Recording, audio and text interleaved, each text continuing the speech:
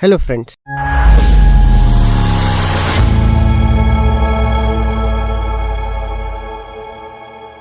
कि वर्कबुक की सम average sheet अभी आपके सामने स्क्रीन पर है।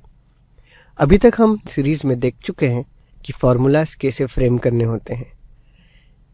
इस लेक्चर में हम देखने वाले हैं कि हम सम, एवरेज और ऐसे कई फंक्शंस को कैसे दूसरे तरीके से यूज़ कर सकते हैं।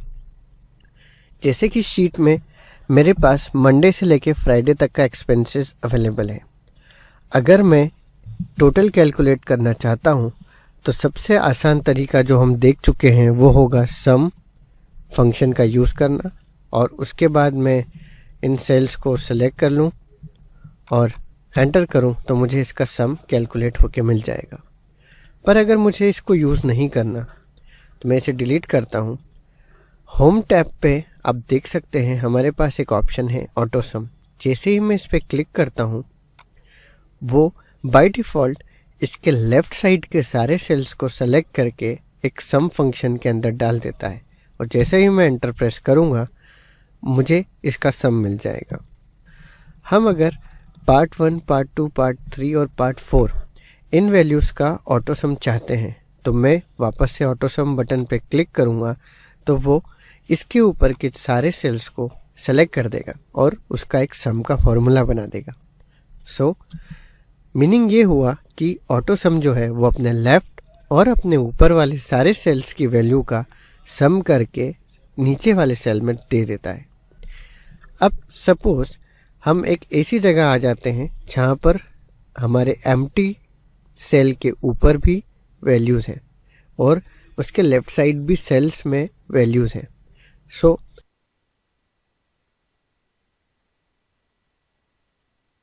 ऑटो सम कैसे वर्क करेगा? तो अगर मैं ऑटो सम करता हूँ तो वो बाय डिफ़ॉल्ट सबसे पहले उसकी ऊपर की वैल्यूज़ को सेलेक्ट करके देगा। अगर मैं ऊपर की वैल्यूज़ का सम नहीं चाहता हूँ तो मैं अपने माउस से मैन्युअली साइड वाली सेल्स को सेलेक्ट करके एंटर प्रेस कर दूँगा। अभी हम देख रहे हैं कि हमको हर बार ऑटो सम करना होता है, उसके बाद एंटर प्रेस करना होता है। अगर मुझे ये नहीं चाहिए तो मैं डायरेक्ट, अगर सपोज हम इसको डिलीट कर देते हैं, ये भी टोटल डिलीट कर देते हैं। अगर मुझे डायरेक्टली बिना एंटर के काम करना है तो मैं माउस से डबल क्लिक करूँगा और मेरा ऑटो सम जनरेट हो जाएगा।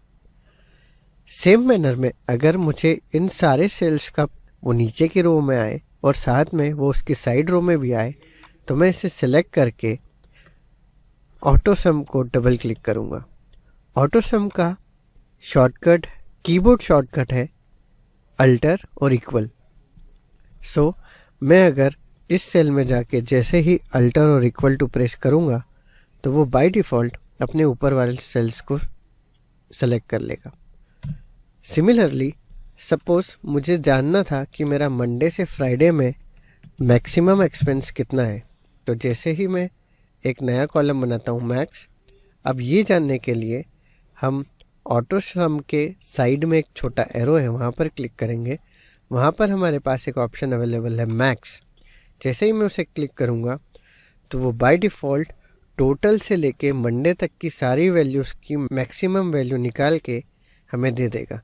पर मुझे टोटल वैल्यू को इसमें इंक्लूड नहीं करना, तो मैं अपने माउस से सेलेक्ट करके मंडे तक की सेल्स को हाईलाइट कर सकता हूँ। जैसे ही मैं एंटर करूँगा मुझे मिल जाएगा कि 60 is the maximum value from Monday to Friday.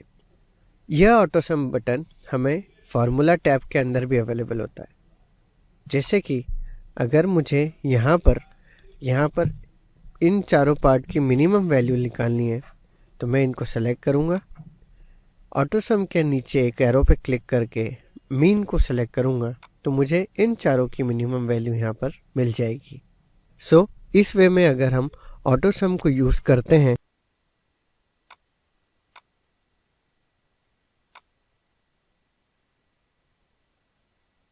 सम और एवरेज निकालना बहुत आसान हो जाता है। अब सपोज़ मुझे इन दो वैल्यू को इस वैल्यू के साथ और इन चारों वैल्यू को सम करना है अलग अलग तरीके से, तो मैं और ऑटो सम को सेलेक्ट करता हूँ तो वो बाय डिफ़ॉल्ट जो भी हमको सिलेक्शन देता है हम उसको भूल जाएंगे। हम अपनी 2 वैल्यूज़ को सेलेक्ट करेंगे, उसके बाद कॉमा लगाएंगे, फिर नेक्स्ट 2 वैल्यूज़ को सेलेक्ट और जो भी वैल्यूज़ हमको अलग जगह से सेलेक्ट करनी है उसको कॉमा से सेपरेट करके सिलेक्ट करेंगे और जैसे ही एंटर करूँगा तो मेरे पास यहाँ पर आप देखेंगे तो सब अलग अलग वैल्यूज़ का सम होके आ गया।